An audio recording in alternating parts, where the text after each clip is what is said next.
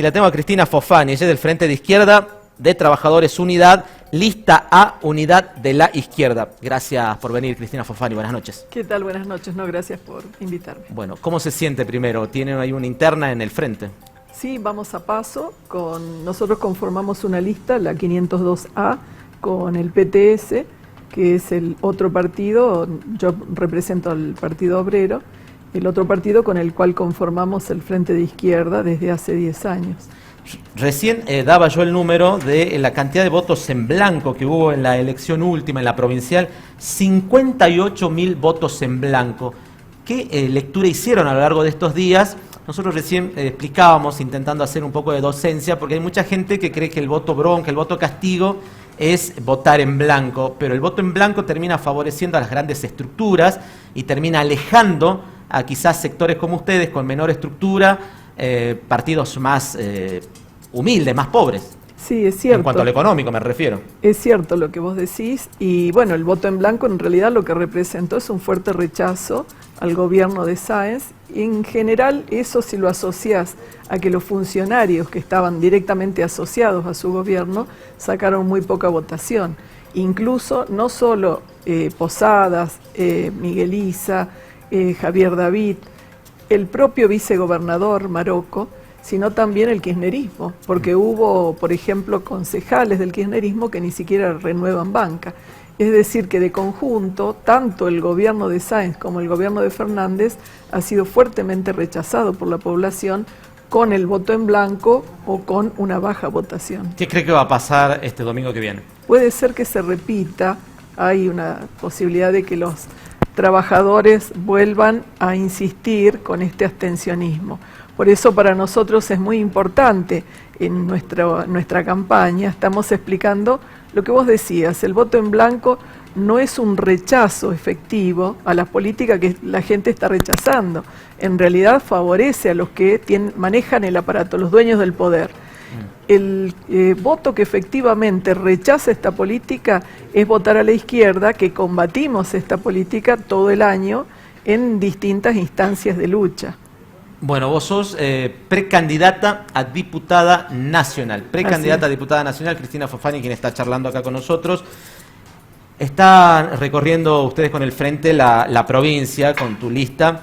¿Con qué se encuentran? Porque, a ver, conocemos que los problemas son el desempleo, la educación que está muy caída, empobrecida, el tema laboral, no hay trabajo, no se generan nuevos puestos de trabajo, entre otros tantos problemas estructurales, sí, etcétera. ¿Qué te dice la gente? ¿Qué te plantea? Bueno, nosotros tuvimos la semana pasada en Urundel, en Colonia Santa Rosa y en Pichanal, en donde tenemos merenderos y comedores. Han crecido de una forma brutal los merenderos y comedores. Nosotros comenzamos este año con 17 merenderos y hoy tenemos 63.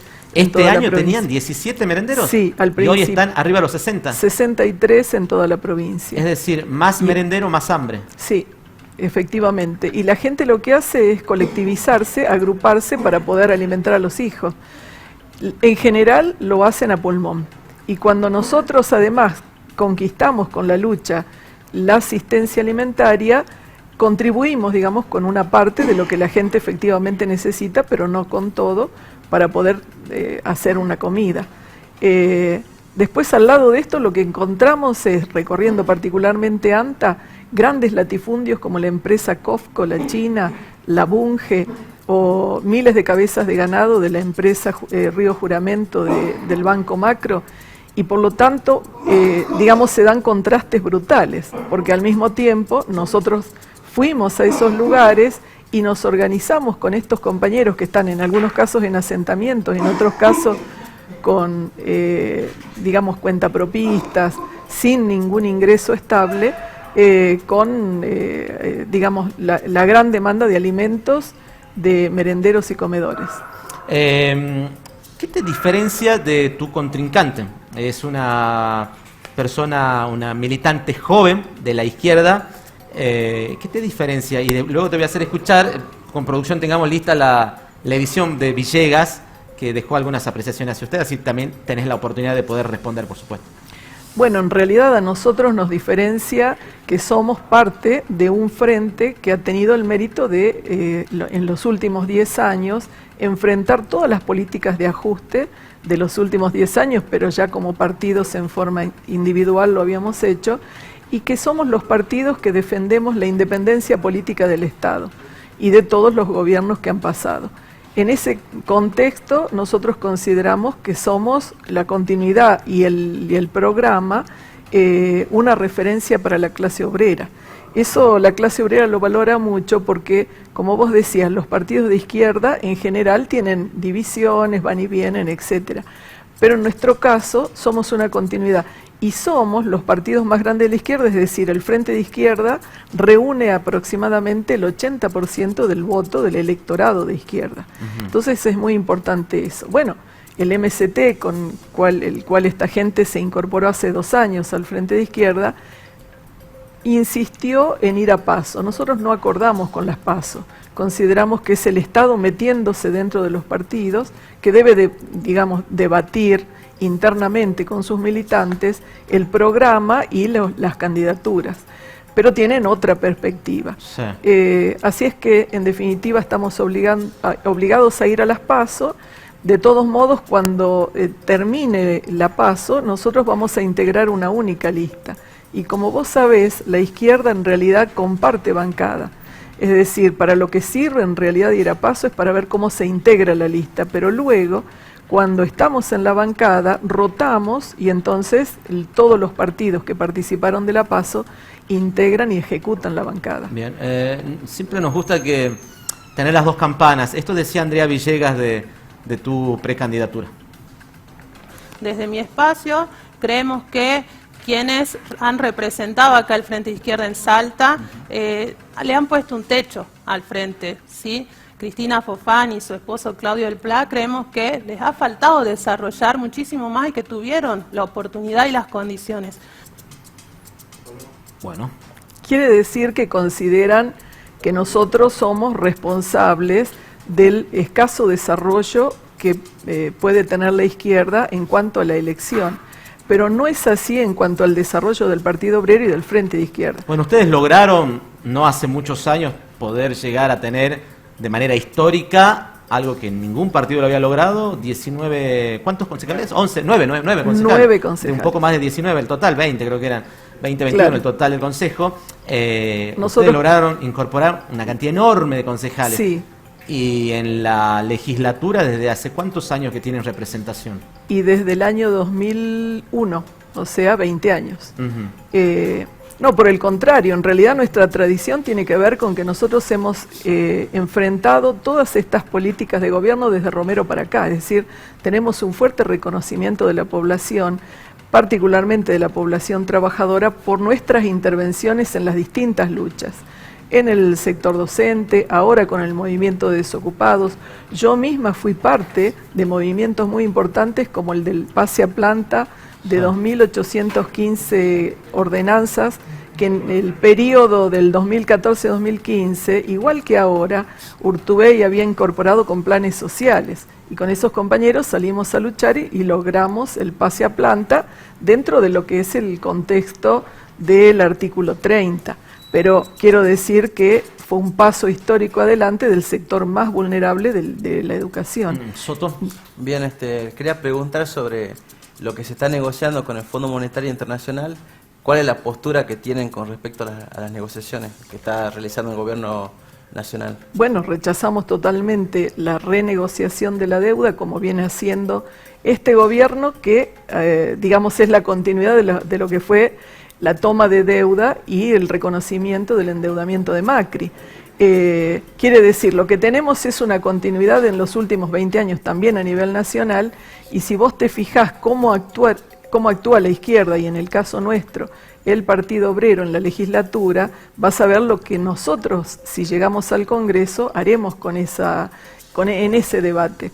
Acá Sáenz lo que hizo fue reconocer la deuda que dejó el gobierno de Urtubey. en el caso del Fondo de Reparación Histórica y el Plan Bicentenario, a libro cerrado, sin siquiera discutir cuál había sido el uso de ese endeudamiento. Bueno, todos saben que en realidad fue utilizado apenas el 50% del Fondo de Reparación Histórica y el 20% del Plan Bicentenario. Entonces nosotros lo rechazamos. Por el contrario, el rechazo fue 57-1, con nuestro compañero Claudio del Pla fue el único que lo rechazó. Todos los demás partidos, los que incluso en la elección pasada se presentaron como opositores a Sáenz, votaron a favor. Esos son los que hoy se presentan para las elecciones nacionales. O sea, Zapata va a hacer lo mismo que hizo en la provincia si va al Congreso, es decir, va a ir a reconocer una deuda que en realidad es una deuda usuraria y es una estafa para el pueblo porque fue pagada varias veces. Lo mismo en el caso de Sotos o de cualquiera de los que integran, digamos, bueno, Ricardo Durán Cornejo, es decir, los que integran las boletas de los distintos bloques oficialistas y de la oposición. Entonces el problema es los antecedentes que muestra la izquierda, colocan solamente a la izquierda como la única oposición. Esa es la realidad en todo el país. Nosotros vamos al Congreso justamente a rechazar este endeudamiento. Maxi. Cristina, buenas noches. Buenas noches. Obviamente ya vimos a Pablo López como diputado nacional, sabemos más o menos cómo van a votar y cómo van a accionar en el Congreso de la Nación. Te quería preguntar por la reforma constitucional. Hay un enfrentamiento bastante importante entre dos facciones del poder, del justicialismo si se quiere. Por un lado, aquellos que proponen 8 años para el gobernador, más los 4 actuales serían 12. Aquellos que proponen un solo mandato, como históricamente ha sido la Constitución provincial, más los 4 actuales serían 8. ¿Cuál es la posición del PO con relación a la reforma constitucional? Nosotros consideramos que no atiende a las necesidades de la población. No está planteándose los problemas que vos mencionabas al principio, el problema de la desocupación, el problema de la miseria en general, el problema de los bajos salarios, el problema del vaciamiento educativo, el problema de la falta de planes de loteos populares para resolver el hacinamiento. Es decir, nada que le interesa a la población en este momento va a ser contemplado dentro de las reformas y de los debates en ese contexto. Ahora, ¿para qué sirve efectivamente? Le sirve solamente a la camarilla de Sáenz, primero para perpetuarse y segundo para blindarse. Porque, por ejemplo, el hecho de que los jueces puedan continuar hasta que se jubilen es una forma de evitar, digamos, ir al banquillo de los acusados. Un gobernador que tuvo que irse del periodo, digamos, de la intendencia, antes que se lo llevara a juicio o se lo procesara por las estafas que había cometido él como responsable de la hacienda pública, con facturación trucha o doble facturación. Lo salvaron, es decir, él le debe mucho a la justicia que está completamente sometida al poder. También el hecho de que los concejales pasen de 2 años a 4 años, que es otro de los mecanismos de blindaje, por ejemplo, impide que sectores como el nuestro puedan ingresar. Además, que se relevarían los concejales por mitades, como pasa en la Cámara de Diputados. Entonces, es una forma de evitar que llegue la izquierda. Bueno, el otro problema es qué es lo que nosotros pensamos que hay que hacer para que haya esto que en forma mentirosa dice que él está preocupado, que es la rotación. Nosotros pensamos que tiene que haber revocabilidad de mandato. Es decir, si los trabajadores votan a un funcionario y consideran que no está cumpliendo con el mandato que se le ha dado con su voto, tiene que poder revocarlo con un mecanismo institucional. Esa es la forma más democrática de resolver este problema.